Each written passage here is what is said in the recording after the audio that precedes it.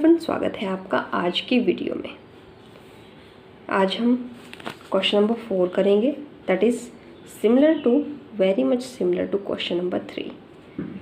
I borrow ₹12,000 from Jamshed at 6% per annum, simple interest for 2 years. Had I borrowed this sum at 6% per annum compound interest, what extra amount would I have to pay? अगर मैंने बोरो किए हैं 12,000 rupees Jamshed से 6% के rate पे at the simple interest for 2 years, 2 सालों के लिए जो सिंपल इंटरेस्ट पे जाते हैं, तो मुझे कितना अमाउंट देना पड़ेगा 2 साल के बाद। अगर मैंने यही अमाउंट लिया होता 6% के रेट पे, जो कि है कंपाउंड इंटरेस्ट। फर्स्ट सिचुएशन में है सिंपल इंटरेस्ट, सेकंड सिचुएशन में है कंपाउंड इंटरेस्ट। तो बोला गया है what extra amount should I have to pay, कितना एक्स्ट्रा अमाउंट हमें पे करना पड़ेगा। इसके लिए पहले हम निकालेंगे सिंपल इंटरेस्ट। कैसे? आप सिंपल इंटरेस्ट का फॉर्मूला लगाएंगे, principal into rate into time upon 100। 6 2 ज़ा 12, 12 12 ज़ा 144, 0 यहाँ से आगे। ये आ गया आपके पास इंटरेस्ट। आपको कैलकुलेट करना है अमाउंट, तो प्रिंसिपल में ऐड कर दीजिए जितना आपने इंटरेस्ट कमाया, आपके पास आ जाएगा 13,440। ये थी फर्स्ट सिचुएशन जब मैं सिंपल इंटरेस्ट पे जाऊंगी। सेकंड सिचुएशन में हम जाएंगे कंपाउंड इंटरेस्ट पे। क्योंकि ये पर एनुम है तो इसमें ज़्यादा सोचने की ज़रूरत नहीं है। हाफ ईयरली का केस हो तब हमें सोचना पड़ जाता है कि कितने हाफ ईयर्स होंगे, रेट का क्या बनेगा। अब ये एनुअली है, so we will simply apply the formula like this. यहाँ पे कैंसिल हो सकते हैं, सॉल्व कर लिया। सिमिलर कैलकुलेशन जो हमने फॉलो की है, 100 में ये और बेहतर से सॉल्व हो सकता है, इसलिए मैंने 100 में रहने दिया इसको।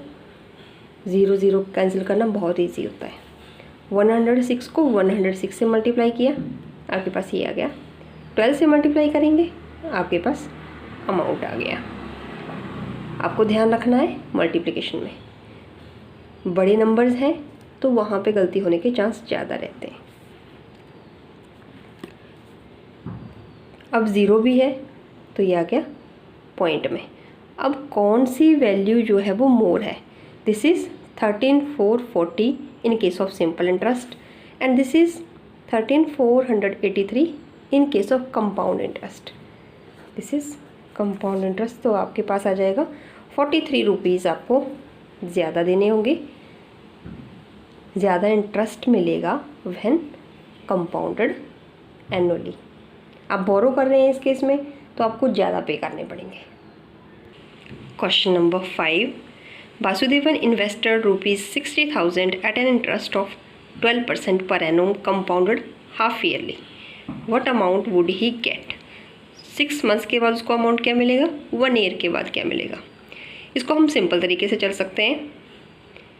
हाफ ईयरली की सिचुएशन इस तरह से बनेगी। ट्रेडिशनल मेथड फॉलो करें अगर हम, तो अमाउंट पहले हम इंटरेस्ट निकालेंगे। इस पर इंटरेस्ट कितना बनता है, P into R into T upon 100। P is 60,000, R is 12%, time is 6 months, so we will convert into year, that is 1/2 year. ऐसे हो जाएगा अपॉन 100। 2 6 are 12, 0 से 0, 6 6 are 36, 2 zeros एडअप हो जाएंगे। ये आ गया आपका इंटरेस्ट।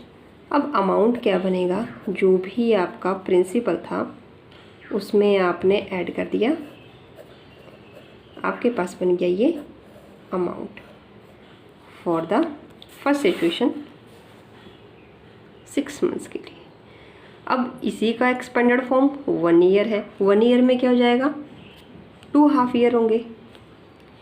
तो फर्स्ट हाफ ईयर तो ऐसा ही होगा। For 1 year there will be 2 half year, amount will be this much for the first half year. ठीक है।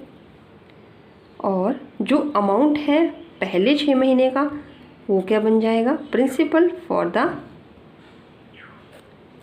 Next half year.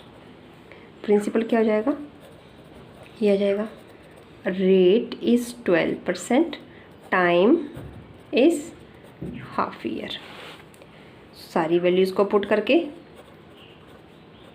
12 into time upon 100, ये कैंसिल हो गए, 2 6 आर 12, 636 को मल्टीप्लाई कर लीजिए 6 के साथ, के पास ये आ गया।